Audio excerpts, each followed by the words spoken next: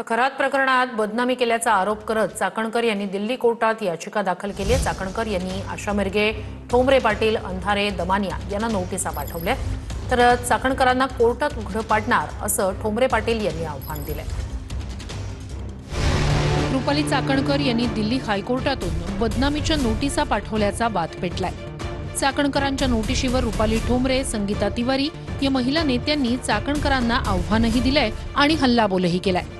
तुम्ही आमच्या विरोधात केस दाखल केली म्हणजे तुम्ही निर्दोष आहे हे पसरवणं बंद करा असं आव्हान रुपाली ठोंबरे यांनी दिलंय। मोंदूबाबा प्रकरणात कुणाचे आरोप खरे हे कोर्ट ठरवेल असंही ठोंबरेंनी म्हटलंय।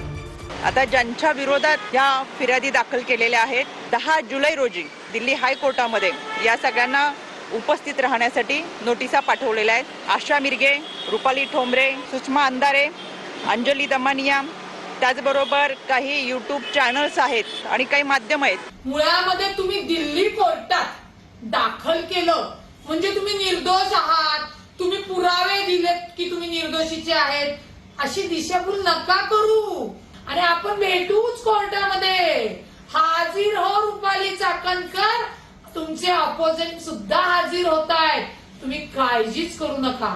तुम्ही जो काही आमच्यावर आरोप लावत आहात तो आरोप खरा आहे का खोटा आहे ते मेहरबान कोर्ट ठरवेल।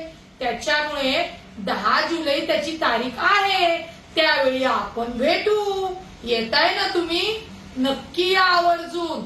महाराष्ट्रातल्या मोंदूबाबा खरातचं प्रकरण आपण दिल्ली कोर्टात न करू। त्यांनी दाखल केलेली ही कायदेशीर विनाकारांची जी दहशत आहे त्याला आम्ही कोणीही भीक घालत नाही। रुपाली चाकणकरांच्या पप्पांचा कायदा नाहीये का आपण नोटीस का पाठवणार, कशासाठी पाठवणार?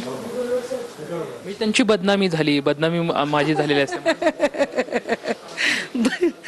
सॉरी, अच्छा, अब्रू नुकसान म्हणायचंय का चाकणकरांचं? असू दे बाबा, काय बोलणार आता, जाऊ दे, नो कमेंट्स। ठीक आहे, let us see what will happen. जे काही होईल ते आपण बघूया।